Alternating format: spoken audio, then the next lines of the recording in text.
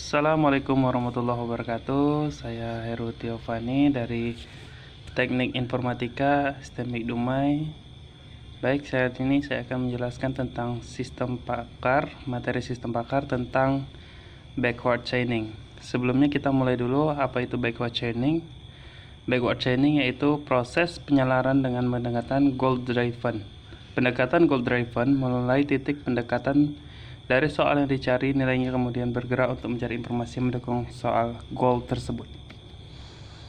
Konsep backward chaining ini diterapkan pada bahasa pemrograman Borland Delphi 7.0. Proses ini dimulai dari pencarian solusi dari kesimpulan, kemudian menelusuri fakta-fakta yang ada hingga menentukan solusi yang sesuai dengan fakta-fakta yang diberikan oleh user. Oke, pada backward chaining kali ini saya akan menjelaskan tentang pendeteksian dan permasalahan mengenai kerusakan pada hardware komputer. Sebelumnya kita akan menjelaskan tentang algoritma pada kerusakan komputer dan peripheral. Untuk lebih jelasnya, penulis akan memberikan tentang proses pencarian solusi sebagai perbandingan pada label kerusakan komputer sesuai dengan jenis kerusakan masing-masing.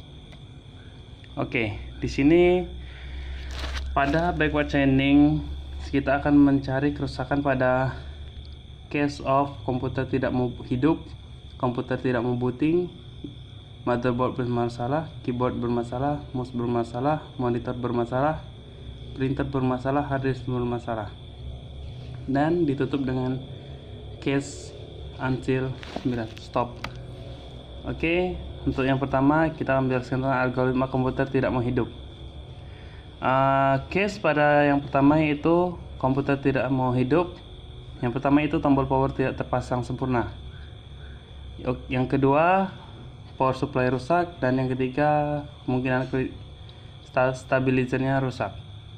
Oke, pada backward chainingnya kita akan meneliti. Yang pertama itu if tombol power tidak terpasang sempurna, true, then pasang kembali dengan benar. Dan else, jika kabel power rusak, maka kita akan dapat mengganti dengan kabel power yang baru. Dan permasalahan yang ketiga yaitu jika power supply rusak, maka kita diganti dengan power supply.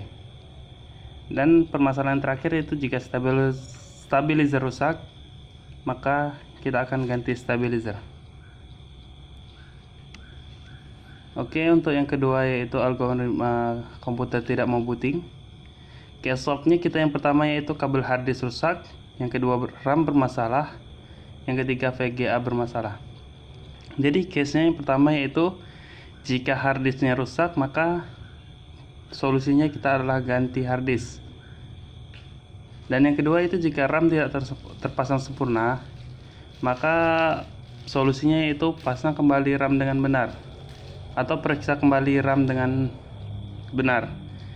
Dan yang ketiga yaitu slot RAM tergores atau cacat, maka solusinya yaitu kita dengan mengganti RAM pada komputer. Dan yang ketiga, yang terakhir yaitu VGA rusak, maka kita solusinya itu mengganti VGA. Oke, begitu berikutnya yaitu dengan komputer sering hang. Jika komputer sering hang, maka permasalahannya yang pertama yaitu jika memori tidak cocok, maka ganti jenis memori dengan memori yang cocok dengan komputer tersebut. Yang kedua yang pada hard disk jika lakukan pada hard disk, maka lakukan low level pada hard disk. Dan yang ketiga yaitu jika overclocking, maka solusinya itu kembalikan setting komputer menjadi normal kembali.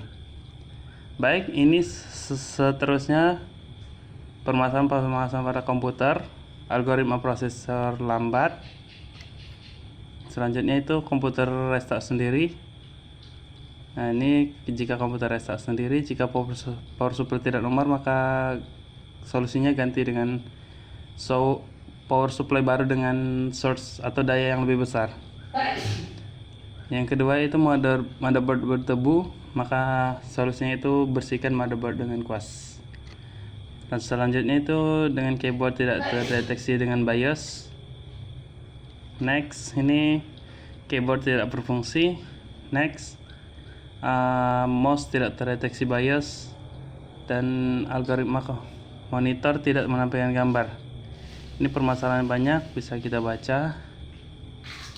Dan yang selanjutnya itu nama printer tidak mau beroperasi dan printer tidak mau mencetak.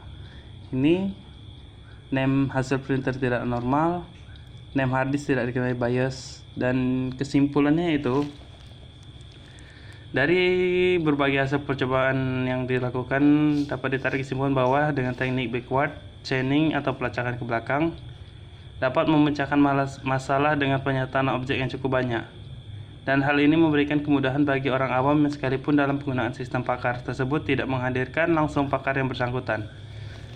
Dan yang terjadi dasar dari pembuatan sistem yaitu yang pertama itu keterbatasan teknisi, yang kedua tidak semua user mengerti tentang troubleshooting hardware, dan yang ketiga biaya konsultasi ke pakar itu relatif mahal. Maka dibutuhkan sistem pakar dalam mendeteksi backward chaining tersebut di bawah ini. Adapun harapan dan tujuan penerapan sistem pakar itu pertama memberikan alternatif solusi pemecahan masalah kepada user mengenai permasalahan kerusakan komputer tanpa harus menyewa jasa konsultasi. Yang ketiga itu menunjukkan bahwa sistem pakar sangat membantu user dalam mengatasi permasalahan dalam komputer. Yang ketiga itu pengaplikasian metode backward chaining dalam pembuatan program. Dan yang terakhir pengaplikasian dalam bahasa pemrograman Borland Delphi 7.0 untuk mendukung pembuatan sistem pakar. Baik, itu yang dapat saya sampaikan. Lebih dan kurangnya mohon dimaafkan. Assalamualaikum warahmatullahi wabarakatuh.